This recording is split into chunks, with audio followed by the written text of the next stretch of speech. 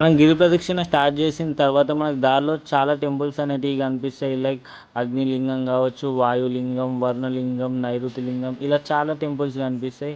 అక్కడ ఉన్న ప్రతి ఒక్క లింగానికి ఒక్కొక్క విశిష్టత అనేది ఉంటుంది. కనుక మీరు అన్ని లింగాలని దర్శించుకోవడానికి ప్రయత్నించండి. అండ్ వెళ్ళే దారిలోనే మనకు చాలా ఆశ్రమాలు కూడా కనిపిస్తాయి.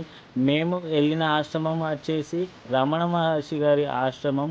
అక్కడ చాలా పీస్ఫుల్గా ఉంటుంది. మనకి వెళ్ళే దారిలోనే రైట్ సైడ్లో వస్తుంది. అండ్ వెళ్ళే దారిలోనే మనకి మోక్షగుండ ప్రవేశం అనేది ఉంటుంది అనమాట. ఇఫ్ ఇన్ కేస్ మీరు అరుణాచలం వెళ్ళినట్టయితే అస్సలు మిస్ చేసుకోకండి.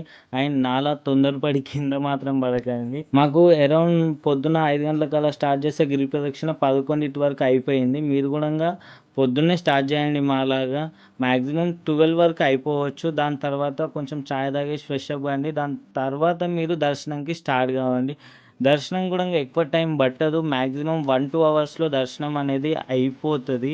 అండ్ దర్శనం అయిపోగానే మనకు ప్రసాదం అనేది ప్రొవైడ్ చేస్తారనమాట. ప్రసాదం తీసుకున్న తర్వాత మీరు ఛాన్స్ ఉంటే గుడి మొత్తం తిరగండి. అటు ఇటు చాలా బాగుంటాయి విజువల్స్ చూడండి. అండ్ అక్కడ మనకి గణపతి టెంపుల్ పక్కకి మనకి సర్కిల్ అనేది ఉంటుంది. ఆ సర్కిల్లో నిల్చొని చూస్తే మనకి 9 గోపురాలు అనేది కనిపిస్తాయి.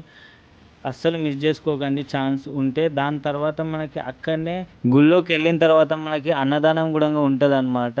ఇక్కడికి ఎలా వెళ్ళాలి అంటే రాజగోపురం దాటిన తర్వాత 3వ గోపురంలోకి ఎంటర్ అయిన తర్వాత లెఫ్ట్ సైడ్లో మనకి అన్నసత్రం కనిపిస్తుంది. అక్కడ లైన్ కూడా చాలా ఉంటుంది.